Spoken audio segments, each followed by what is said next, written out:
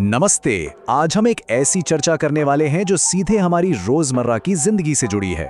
चींटियों से लेकर व्हेल तक, मापन यानी मेजरमेंट का जादू। देखिए, आज हम जानेंगे कि सबसे हल्के वजन से लेकर बड़े-बड़े कंटेनर्स की कैपेसिटी तक का क्या राज है।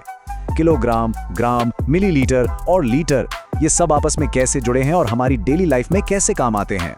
तो चलिए बिना किसी देरी के शुरू करते हैं। चलिए शुरुआत एक बहुत ही दिलचस्प सवाल से करते हैं। क्या आपने कभी ध्यान दिया है या सोचा है कि एक छोटी सी नन्ही सी चींटी आखिर कितना वजन उठा सकती है? इसी छोटे से सवाल के जरिए हम आज मेजरमेंट की सबसे छोटी दुनिया में कदम रखने वाले हैं। हैरानी की बात तो यह है कि एक चींटी का अपना खुद का वजन सिर्फ 1 से 5 मिलीग्राम के बीच होता है। जी हाँ, मिलीग्राम। लेकिन वे अपने शरीर के वजन से कई गुना ज्यादा भार उठा लेती हैं। तो जब भी हमें दवाइयों का फॉर्मूला नापना हो या इन चींटियों जैसी बिल्कुल हल्की चीजों का वजन करना हो तो वहां मिलीग्राम का इस्तेमाल होता है। ये आज की हमारी सबसे छोटी इकाई यानी यूनिट है। अब यहाँ ध्यान देने वाली बात क्या है? यहाँ एंट्री होती है एक जादुई संख्या की, और वो है 1000। जब हमारे पास पूरे 1000 मिलीग्राम इकट्ठे हो जाते हैं ना, तो वो मिलकर बनाते हैं 1 ग्राम। मेजरमेंट के इस पूरे खेल में ये 1000 का नंबर बार बार एक मास्टर की तरह काम आएगा। तो इसे दिमाग में अच्छे से बिठा लीजिए। अब जरा सोचिए कि ये छोटी यूनिट्स हमारी प्रैक्टिकल लाइफ में कहाँ फिट बैठती हैं। एक तरफ देखिए, हमारी रोज की चाय में डलने वाली चीनी के एक छोटे पैकेट का वजन लगभग 5 ग्राम होता है। वहीं दूसरी तरफ सुनार के पास रखी तराजू को देखिए। सोने जैसी कीमती चीजों के लिए 1-1 मिलीग्राम बहुत मायने रखता है। अगर किसी गहने का वजन 4 ग्राम और 100 मिलीग्राम है तो उसे हम सीधे 4100 मिलीग्राम बोल सकते हैं। इसीलिए बारीक चीजों के लिए इतना सटीक मेजरमेंट जरूरी होता है। लेकिन जब बात आती है घर के राशन की, जैसे 5-10 किलो चावल या ढेर सारी सब्जियां लेने की, तो वहां मिलीग्राम और ग्राम बहुत छोटी यूनिट्स पड़ जाती हैं। तब हमें कुछ बड़ा चाहिए होता है, और वहीं काम आता है हमारा जाना माना किलोग्राम। और देखिए, यहाँ भी बिल्कुल वही 1000 वाला जादू चल रहा है। ये एक बड़ा ही मजेदार मैथमेटिकल रूल है। पूरे 1000 ग्राम मिलकर बनाते हैं 1 किलोग्राम। यानी किलोग्राम और ग्राम का कनेक्शन बिल्कुल वैसा ही है जैसा ग्राम और मिलीग्राम का था। है ना, याद रखने में एकदम आसान।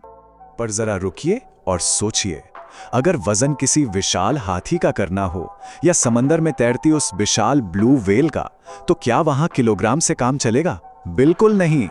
इतने बड़े जानवरों या फैक्ट्री की भारी मशीनों का वजन अगर किलोग्राम में निकालने बैठे तो नंबर्स इतने बड़े हो जाएंगे कि दिमाग घूम जाएगा। इसके लिए हमें और भी बड़ी यूनिट्स की जरूरत पड़ती है।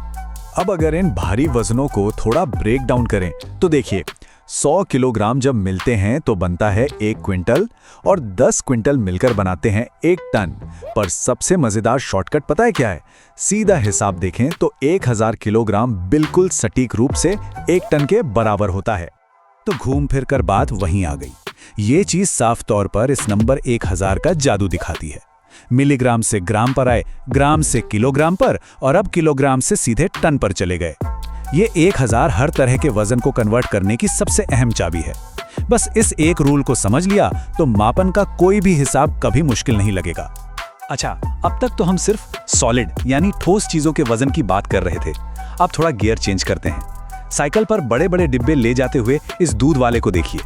पानी, दूध या पेट्रोल जैसे लिक्विड्स के केस में हम वजन नहीं नापते, बल्कि उनकी कैपेसिटी या धारिता नापते हैं, और इसके लिए पूरी तरह से अलग यूनिट्स का इस्तेमाल होता है।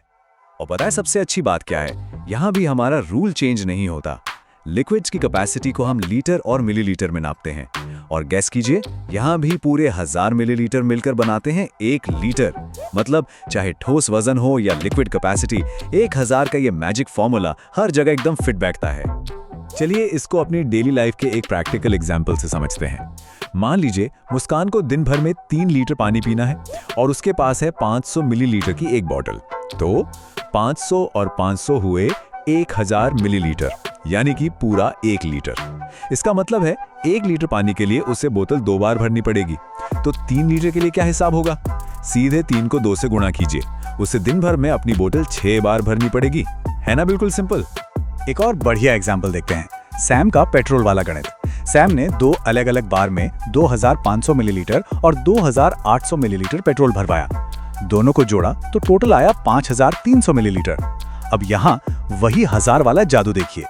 5300 में से जो 5000 मिलीलीटर हैं वो सीधे कन्वर्ट हो गए 5 लीटर में। बचा हुआ 300 मिलीलीटर वैसे का वैसा ही रहा। तो फाइनल आंसर हुआ 5 लीटर और 300 मिलीलीटर। देखा आपने, हजारों के नंबर्स कैसे चुटकी बजाते ही लीटर में बदल जाते हैं।